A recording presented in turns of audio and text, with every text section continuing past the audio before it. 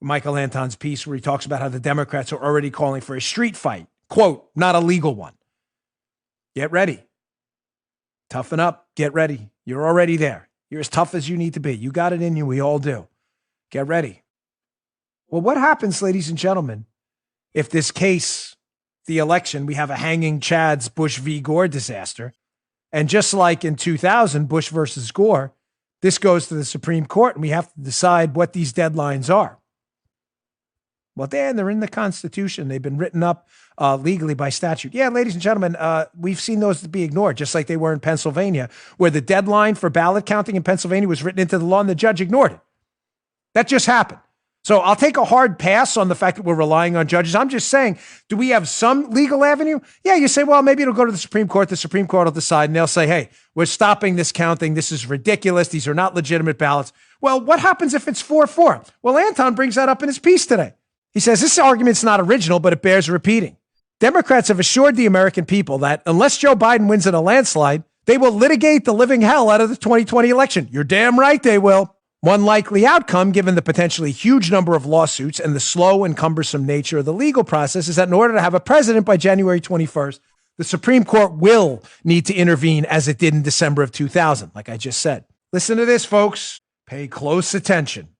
In that case, what happens if the court splits 4-4? Who decides? There does not appear to be a clear constitutional mechanism. An unresolved electoral college vote constitutionally goes to the House. But what if, because of the legal chaos, electors are not designated? Well, then what? We decide the election in the streets? We can't have a 4-4 tie. We need a full complement of 9 Supreme Court justices now. Make the appointment and the confirmation now. No delays. You are in charge. Act like it. Folks, I'm worried here. I don't want to alarm you. This is not an alarmist show. We will handle it. We always have. But you should be worried too.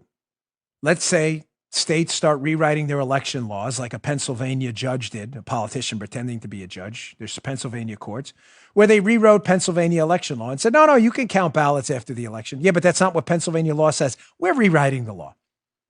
You don't think those cases will go to the Supreme Court? So then let's say they go to the Supreme Court and we don't have a 9th seat filled. And the Supreme Court, because you can't count on John Roberts, of course, splits 4-4. Who's the president? Oh, Dan, it goes to the House. By December 14th, they'll forfeit their votes. Will they? What if lower courts say they won't? And there's no Supreme Court to break that? Break the lower... Have you thought about that? Get ready. Get ready.